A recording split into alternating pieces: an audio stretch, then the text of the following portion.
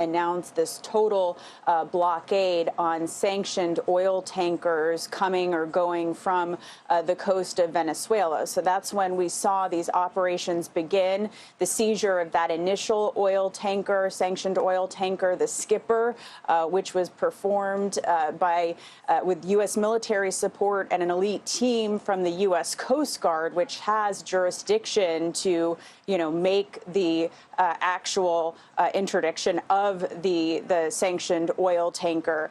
And so we've been closely tracking this particular vessel that we've been talking about, the Marinera, formerly known as the Bella, because we knew that, the Coast Guard had been following this vessel. We confirmed with sources earlier this week, CBS News confirmed that there were seizure plans in place, that this operation to target this particular ship would continue. And we also, CBS News confirmed via sources on Tuesday that Russia had sent a submarine and other Russian naval vessels to escort this tanker, which, again, sails under a Russian flag as part of this shadow fleet illegally transporting oil from sanctioned nations like Russia, Iran, and Venezuela. So, there definitely was this kind of escalation with Russia sending assets. The question now, as this operation seems to be continuing to seize this vessel, where does this leave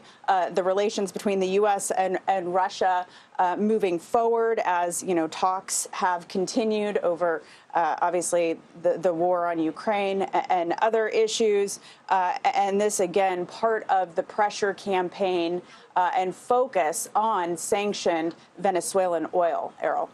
Thank you for that, Natalie. Ramy, I want to jump back to you to kind of zoom out somewhat. So we have this breaking development that the U.S. is carrying out an operation to seize this oil ship linked to Venezuela. The bigger picture, though, is this more muscular posture from the U.S. This is in the Iceland's economic zone at the moment, not too far from Greenland. As Natalie just laid out, the vessel is being aided by Russian submarines and other naval vessels.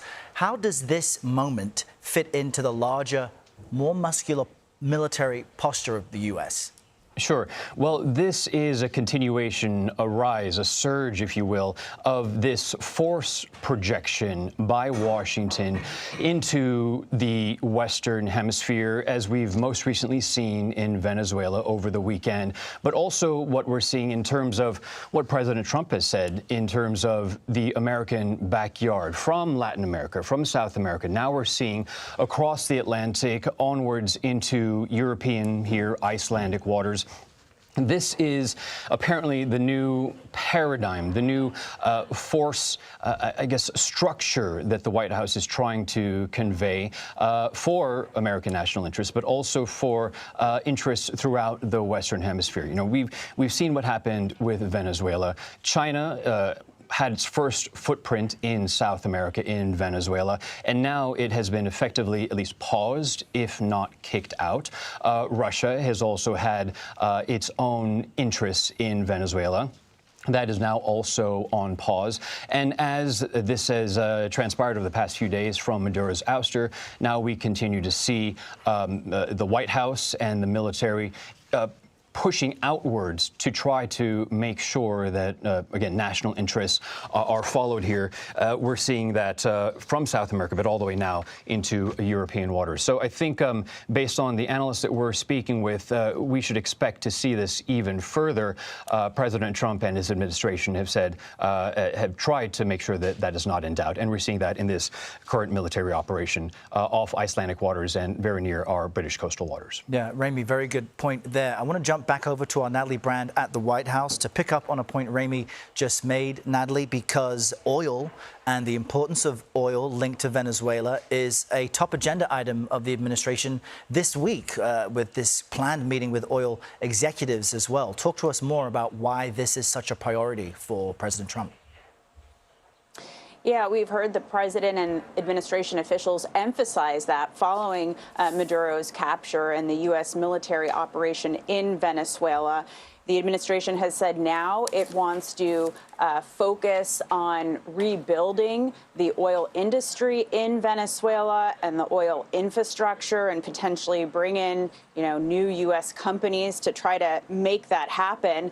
In a new social media post just yesterday, the president also said that interim authorities in Venezuela will be turning over between 30 to 50 million barrels of sanctioned oil, signaling some cooperation at this point with those, the interim authorities, which are part of the Maduro regime. They're still there in place. But as we heard from the president this past weekend, the U.S. is now trying to engage with them to temporarily help run Venezuela, he says, in this interim period before new potential elections can take place. But as we've heard in the past several days from the administration, since the capture, oil, that resource, a key focus for the administration. Of course, as we've been discussing, this started last month with the blockade on sanctioned oil tankers. Now, again, new focus on the resources inside the country itself. And of course, as we've been reported, Venezuela is estimated to have the world's largest oil reserves, even, as production has been limited there due to the Maduro regime. Instability on the ground. The administration is hoping that that may now change. CBS News has also confirmed a meeting with oil executives and President Trump this Friday is scheduled. But again, analysts say that, what happens moving forward, whether or not companies go in there to invest, will really depend on the stability of conditions on the ground, something that remains at this point very uncertain since, key elements of the Maduro regime remain in place, even though Maduro himself is now in U.S. custody. And Natalie, one other quick question to you on this breaking development of the U.S. carrying out an operation to seize a Venezuelan-linked oil tanker. What is some of the criticism that this administration is facing in Washington about focusing so much on oil and, in their views, not enough on the Venezuelan people? Yeah, well, that has been something that we've heard from a number of Democratic lawmakers and critics of President Trump, that the U.S. military operation in Venezuela this past weekend seems to be focused on oil without a real plan of what's to come, the next steps during this interim period, the end game here. That's something that lawmakers will be asking about later this morning when in all Senate and House briefings are scheduled by top administration officials who will return this morning to Capitol Hill to talk to lawmakers about what happened this past weekend and what is expected to happen moving forward. With respect to the sanctioned oil tankers, what is interesting is when you heard from lawmakers last month regarding the initial seizure of the skipper, they said that if it is a sanctioned oil vessel, then they were more in support of an operation specifically to target a sanctioned oil vessel, since it was sanctioned by the United States and, it is the Coast Guard's jurisdiction to try to interdict that and go after the sanctioned vessel. But, with respect to the larger oil strategy and the administration's future plans for Venezuela, that's an area where lawmakers have many more questions. Thank you for that, Natalie. And I want to flag to our viewers, the footage we're seeing now is from a previous operation by the U.S. to interdict an oil tanker. Let's jump back to our Ramy Inocencio in London. Ramy, there may be some people just joining us now, catching this breaking news. As of this moment, we understand the U.S. is carrying out this operation to seize an oil tanker that's in Iceland's economic zone on its way to Russia from Venezuela. Just update us on what we do know about where it is and why this is. Yes, what we're looking at is a photo of the Marinera, Errol, and what we understand is that it's about 120 miles off the coast of Iceland. This ship was formerly called the Bella One under the flag of Guyana, flying under the flag of Guyana, but we understand that this is part of Russia's shadow fleet, and it has recently changed its flag to a Russian flag, showing its true colors. This after the U.S. tried to seize it off the coast of Venezuela. That was about 2 weeks ago, but it was able to slip through a U.S. blockade at that time. Earlier, we've seen several military aircraft getting tracked over the North Atlantic, heading towards this vessel.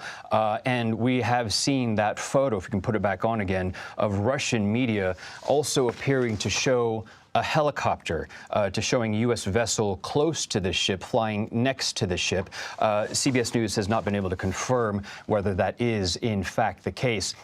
We also understand the ship does not have any oil on board, but the reason that it has been followed is because it has been transporting, it's believed to have been transporting Iranian oil. And right now, in the past couple hours, in fact, while we've seen it head towards Russia, try to make its way towards Russia from Venezuela, it was passing and still is in Iceland's exclusive economic zone. In the past few hours, it did turn southwards abruptly. It has slowed down on its way, apparently towards the waters here off the coast of Great Britain. But that is where it stands right now. We understand that U.S. operation to seize this tanker is currently underway, and we will continue to follow this breaking story. And Ramy, earlier you had mentioned and referred to this vessel as part of Russia's shadow fleet, and I had explained that this is effectively a network of oil tankers used by nations sanctioned by the U.S. to skirt their way around those limitations, taking oil to and from places where it is prohibited. How common a seizure like this is this? Oh, absolutely uncommon in recent memory, Errol. The interesting thing about Russia's shadow fleet is that while it is called a shadow fleet, if you want to know where they are, there are means to do that through satellite imagery, even through transponders. Once you find out if something is part of the shadow fleet, you can still continue to track that. Our CBS News Confirm team continues to do that. And the prevalence of Russia's shadow fleet is not just 1, 2, 3, or 4 ships. Russia's shadow fleet is around the world, through the Western Hemisphere, off Asia's countries of Asia's coasts.